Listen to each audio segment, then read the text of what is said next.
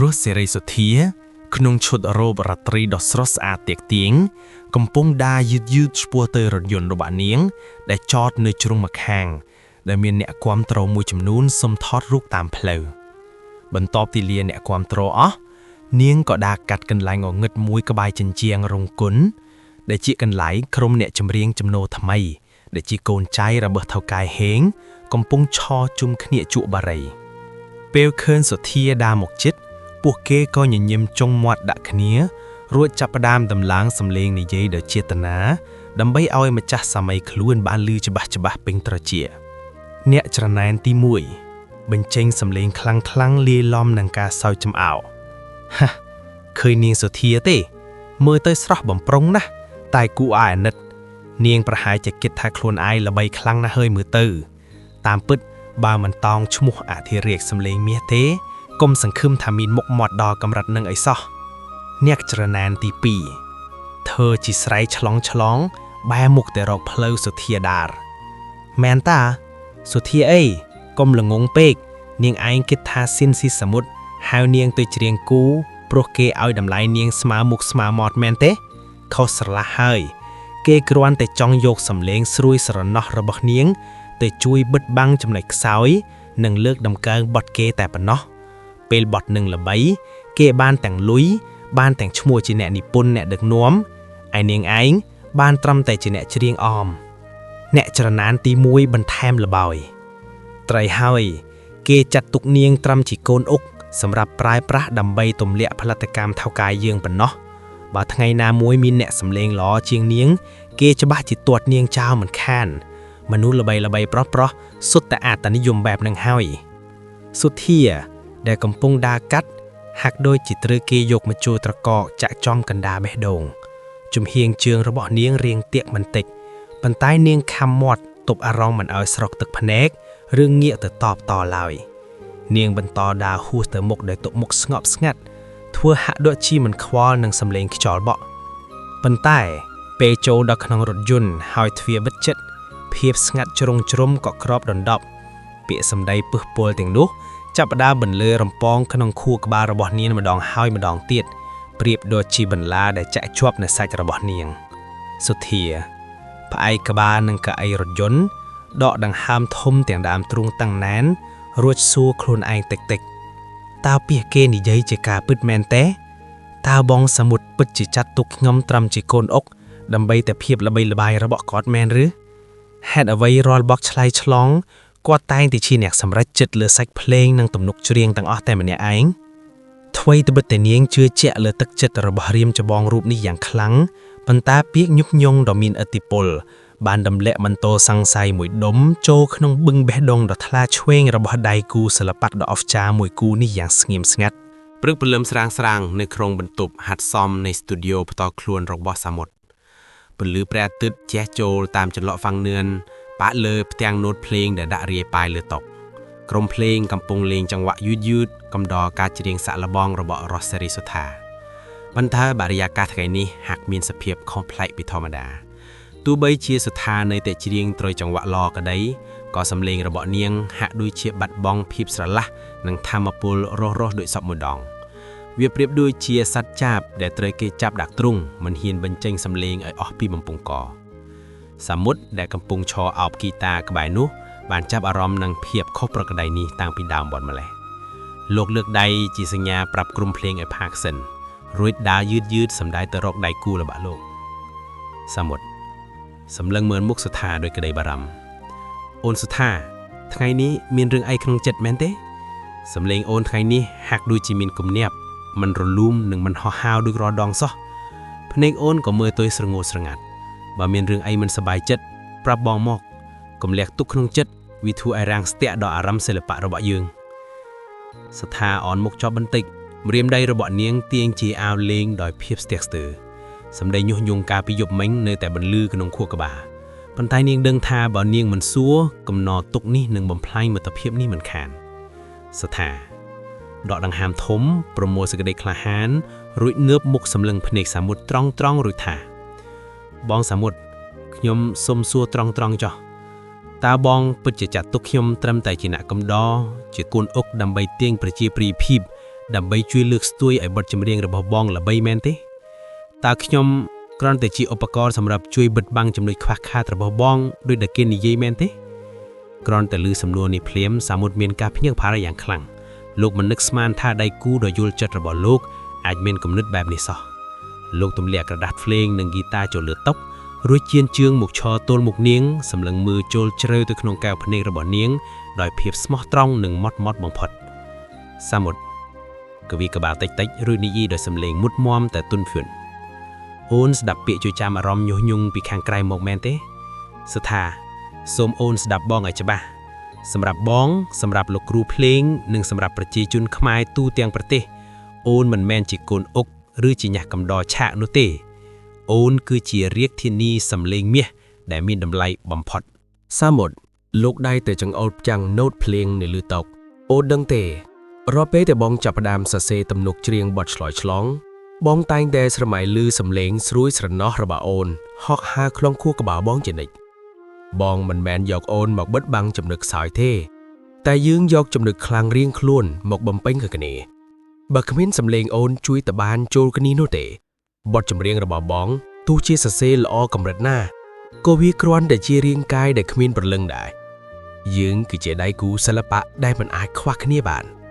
យើងដើរទន្ទឹមគ្នាស្មាមុខស្មាមាត់មិនមែនជាការកេងប្រវ័ញ្ចឬបញ្ជាន់គ្នាដើម្បីឡើងជាន់នោះឡើយពាក្យសម្ដីដ៏បរិសុទ្ធនឹងចេញពីបេះដូងពិតៗរបស់សាមុត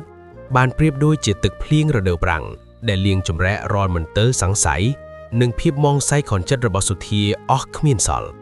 ដុំថ្មដ៏ធ្ងន់ដែលសង្កត់លើទ្រូងនាងបានរលាយបាត់ទៅសុធាញញឹមទាំងរលីងរលងទៅភ្លេច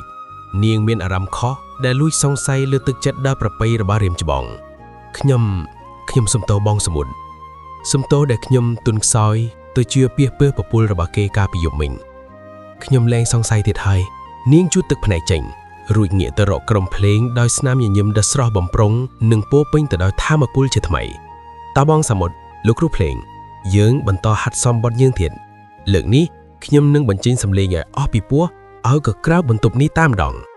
សាមុទ្រញញឹមដោយក្តីពេញចិត្តរួចលើកហ្គីតាមកស្បាយវិញឧបាយកលបំបាយបំបាក់មិនត្រឹមតែបរាជ័យទេតែវាបែរជាធ្វើឲ្យចំណងមិត្តភាពនិងការជឿជាក់គ្នារវាងអធិរាជនិងរាជានីសំឡេងមាសកាន់តែរឹងមាំនិងស្អិតរមួតជាងមុនទ្វេដងនៅក្នុងស្ទូឌីយោថតសំឡេងសេរីភាពរបស់សាមុទ្របរិយាកាសថ្ងៃនេះមានភាពប្លែកខុសពីសពមួយដងដោយសារតែមានវត្តមានឧបករណ៍តន្ត្រីពីរប្រភេទដែលមើលទៅហាក់ដូចជាដើរផ្ទុយគ្នាស្រឡះកំពុងដាក់តម្រៀបគ្នានៅក្នុងបន្ទប់តែមួយនៅម្ខាងគឺជាឧបករណ៍សម័យទំនើបដូចជាស្គរឈុតហ្គីតាអគ្គិសនីនិងអំភ្លីធំ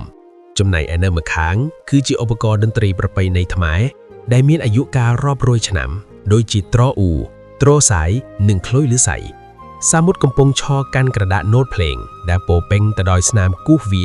និងការកែសម្រួលយ៉ាងញឹកស្មេលោកដើរចុះដើរឡើងហាក់ដូចជាកំពុងស្ដាប់សំឡេងភ្លេងនៅក្នុងការស្រមៃរបស់លោកបន្ទាប់មកលោកក៏ងាកទៅហៅលោកគ្រូម៉ែបុនដែលកំពុងរៀបចំខ្សែហ្គីតាបាសដោយកែវភ្នែកធ្លីថ្លានិងពោពេញទៅដោយភាពជឿជាក់លោកគ្រូម៉ែបុនខ្ញុំបានគិតរឿងនេះអស់ជាច្រើនយប់មកហើយក្មេងៗសម័យនេះកំពុងតែងប់ងល់នឹងចង្វាក់ rock និងចង្វាក់ញាក់របស់បរទេសខ្លាំងណាស់តែខ្ញុំមិនចង់ឲ្យព្រលឹងតន្ត្រីជាតិរបស់យើងត្រូវលិចលង់ឬត្រូវគេបំភ្លេចចោលដោយសារតែឥទ្ធិពលលោកខាងលិចសាមុទ្រលូកដៃទៅយកខ្លុយឫស្សីមួយដើមមកកាន់ថ្នមរួចចង្អុលទៅហ្គីតាបាសសាមុទ្រដូច្នេះហើយខ្ញុំមានគំនិតថ្មីមួយនៅក្នុងបទចម្រៀងថ្មីនេះខ្ញុំមិនចង់លេងតែឧបករណ៍សម័យសុទ្ធនោះទេខ្ញុំចង់យកសំឡេងអន្លង់អន្លួយរបស់ត្រនិងសំឡេងស្រួយស្រែស្រែករបស់ខ្លុយមកលាយឡំត្បាញបញ្ចូលគ្នាជាមួយចង្វាក់ដង្ហើមដ៏ធួនរបស់ហ្គីតាបាសនិងស្គរឈុតយើងត្រូវបង្ហាញឲ្យពិភពលោកនិងយុវជនខ្មែរឃើញថាតន្ត្រីជាតិរបស់យើងក៏អាចប្រែក្លាយជាភាពទាន់សម័យនិងមានភាពអស្ចារ្យកំត្រាក់អារម្មណ៍មិនចាញ់បរទេសដែរហើយថែមទាំងមានអត្តសញ្ញាណជារបស់ខ្លួនឯងទៀតផងលោកគ្រូម៉ែបុនឮដូច្នោះគាត់បញ្ឈប់ដៃដែលកំពុងរឹតស្ខាយហ្គីតាបាសភ្លាមគាត់បើកភ្នែកធំសម្លឹងមើលទៅមុខកូនសិស្សនិងជាសហការីដ៏ឆ្នើមរបស់គាត់ដោយភាពភ្ញាក់ផ្អើលការយកភ្លេងបុរាណមកលេងជាមួយចង្វាក់ញាក់សម័យថ្មីគឺជារឿងដែលមិនធ្លាប់មានអ្នកណាហ៊ានសាកល្បងពីមុនមកទេព្រោះវាពិបាកក្នុងការធ្វើឲ្យស៊ីចង្វាក់គ្នាណាស់ម៉ែបុន ងើបឈរឡើងរួចយកដៃអង្អែលចង្ការគិតស្រមៃតាមការរៀបរាប់របស់សាមុតយកសំឡេងត្រូអូសកាត់ចង្វាក់បាសយកសំឡេងឃ្លុយផ្លុំជ្រែកកាត់សំឡេងស្គរឈុតគំនិតនេះប្លែកណាស់សាមុតប្លែកមែនតែនបើធ្វើមិនស្រួលវាអាចនឹងឆ្កងតែបើកែសម្រួលវាបានល្អវានឹងคล้ายជាភាពអស្ចារ្យដែលគ្មានគូប្រៀបនោះទេលោកគ្រូម៉ែប៊ុនញញឹមឡើងទូលាយរួចទះសមាសាមុតដោយក្តីស្ញប់ស្ញែងម៉ែប៊ុនឯងនេះពិតជាមានខួរក្បាលមិនធម្មតាមែនឯងមិនត្រឹមតែជាអ្នកចម្រៀងដែលមានសម្លេងមាសទេតែឯងកំពុងធ្វើបដិវត្តតន្ត្រីខ្មែរហើយឯងកំពុងសាងស្ពានភ្ជាប់រវាងអតីតកាលនិងអនាគតកាលល្អតោះយើងកុំចាំយូរហៅលោកគ្រូអ្នកអូត្រូនិងភ្លុំឃ្លួយមកថ្ងៃនេះយើងនឹងបង្កើតប្រវត្តិសាស្ត្រថ្មីមួយនៅក្នុងបន្ទប់ស្ទីឌីយោមួយនេះបរិយាកាសក្នុងស្ទីឌីយោប្រែជាពុះកញ្ជ្រោលដោយក្តីរំភើបពេលដែលសំឡេងត្រូអ៊ូដ៏គ្រលួចបានបន្លឺឡើងព្រមគ្នាជាមួយចង្វាក់បាសដ៏ធ្ងន់និងសំឡេងស្គរញាក់កន្ត្រាក់អារម្មណ៍លាយឡំនឹងទឹកដំសំឡេងដ៏មានអំណាចរបស់ស៊ិនស៊ីសាមុតផ្ទាំងទស្សនីយភាពតន្ត្រីមួយដែលមិនធ្លាប់មានក៏បានចាប់កំណើតឡើងយ៉ាងល្អឥតខ្ទាស់វាជាបទចម្រៀងដែលនឹងធ្វើឲ្យអ្នកស្ដាប់គ្រប់វ័យត្រូវតែក្រោកឈររាំនិងព្រឺសម្បូរគ្រឿងពេលតែមួយឆ្នាំ1973ផ្ទៃមេឃលើរាជធានីភ្នំពេញដែលធ្លាប់តែស្រកបំព្រងពេលនេះបែរជាស្រអាប់ដោយសារផ្សែងភ្លើងនិងស្រមោលនៃសង្គ្រាមស៊ីវិលដែលកំពុងឆាបឆេះរាលដាលកាន់តែជិតចូលមកដល់សំឡេងកំភ្លើងធំលាន់រំពងពីចម្ងាយលាយឡំនឹងសំឡេងស៊ីរ៉ែនរថយន្តសង្គ្រោះបន្ទាន់នៅតាមដងផ្លូវខាងក្រោមស្ទូឌីយោថតសំឡេងទិដ្ឋភាពដ៏សែនកំសត់មួយកំពុងលេចឡើងប្រជាពលរដ្ឋរាប់រយពាន់នាក់ដែលរត់ភៀសខ្លួនពីតាមបណ្ដាខេត្តកំពុងសម្រុកចូលមកក្នុងទីក្រុងខ្លាក់រែកអីវ៉ាន់បន្ទឹកបន្ទួចខ្លាក់បីកូនតូចយំងាទាំងទឹកមុខពោពេញដោយភាពភ័យខ្លាចភាពអស់សង្ឃឹមនិងការហត់នឿយសឹងតែដាច់ខ្យល់សាមុតកំពុងឈរអោបដៃនៅមាត់បង្អួយជាន់ទី2សម្លឹងមើលចូលទៅទិដ្ឋភាពខាងក្រោមដោយកែវភ្នែកស្រងោតស្រងាត់និងស្រក់ទឹកភ្នែកដោយមិនដឹងខ្លួនបេះដូងជាសិល្បកររបស់លោកកំពុងតែរហែកជាបំណែកពេលឃើញជនរួមជាតិធ្លាក់ក្នុងសភាពបែបនេះលោកគ្រូវ៉យហូដើរចូលមកក្នុងបន្ទប់យ៉ាងស្ងៀមស្ងាត់គាត់សម្លឹងមើលខ្នងរបស់សាមុតរួចក៏ដើរមកឈរក្បែរសាមុតនិយាយដោយសំឡេងខ្សឹកស្អួលនិងមិនព្រមដកខ្សែភ្នែកពីហ្វូងមនុស្សខាងក្រោមលោកគ្រូមើលចុះប្រជាជនយើងកំពុងភ័យខ្លាចក្មេងយំរកអាហារគ្រួសារជាច្រើនត្រូវព្រាត់ប្រាសគ្នាខ្ញុំគ្រាន់តែជាអ្នកចម្រៀងកាន់មីក្រូហ្វូនម្នាក់ខ្ញុំគ្មានអំណាចគ្មានអាវុធឬមន្តអាគមឯណាដើម្បីទៅជួយបញ្ឈប់សង្គ្រាមដ៏ហែកហួរនេះបានទេខ្ញុំមានអារម្មណ៍ថាខ្លួនឯងពិតជាតូចទាបនិងគ្មានប្រយោជន៍សោះក្នុងពេលដែលជាតិកំពុងត្រូវការបែបនេះវ៉យហូលូកដៃទៅចាប់ស្មាសាមុតច្របាច់តិចដើម្បីផ្ដាល់ភាពកក់ក្ដៅនិងថាមពលផ្លូវចិត្តវ៉យហូនិយាយដោយសំឡេងធ្ងន់និងមុតមមកុំគិតបែបនេះសាមុតឯងមិនតូចទាបទេហើយតន្ត្រីរបស់យើងក៏មិនមានគ្មានប្រយោជន៍ដែរត្រូវហើយយើងមិនអាចបញ្ឈប់គ្រាប់កំភ្លើងផ្លូវកាយបានទេប៉ុន្តែយើងមានអាវុធមួយយ៉ាងដែលកងទ័ពគ្មាននោះគឺការប្រោសប្រណីដ៏ដួងព្រលឹងវ៉យហូចង្អុលទៅក្រដាសនិងប៊ិចនៅលើតុវ៉យហូ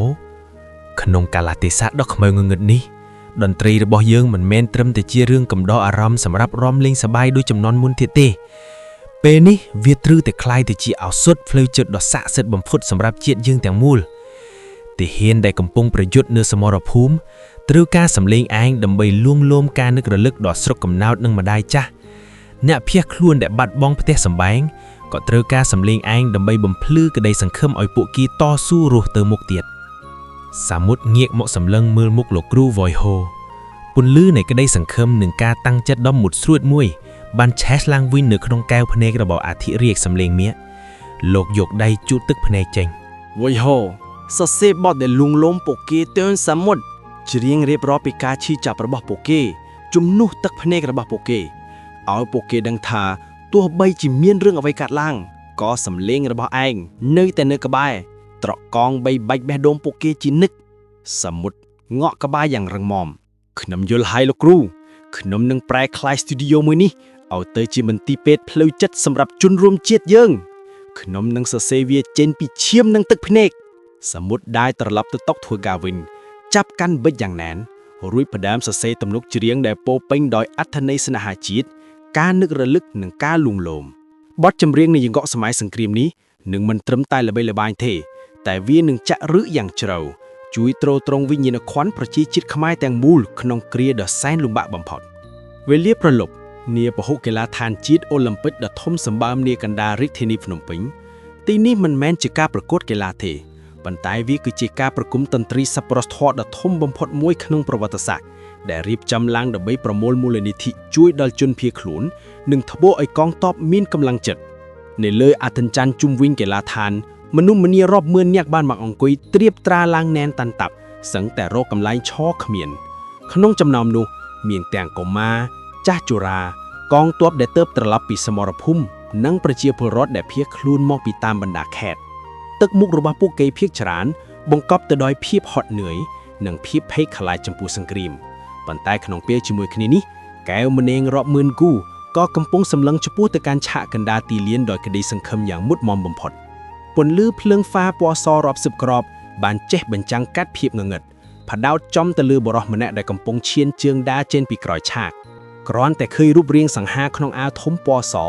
និងសនាមញញឹមដ៏កក់ក្ដៅរបស់លោកភ្លាមសំឡេងទះដៃនិងសំឡេងស្រែកហូកន្ទ្រាវរបស់ទស្សនិកជនរាប់ម៉ឺននាក់បានបន្លឺឡើងយ៉ាងកក្រើករញ្ជួយសឹងតែបែកធ្លាយពហុកីឡដ្ឋានជាតិ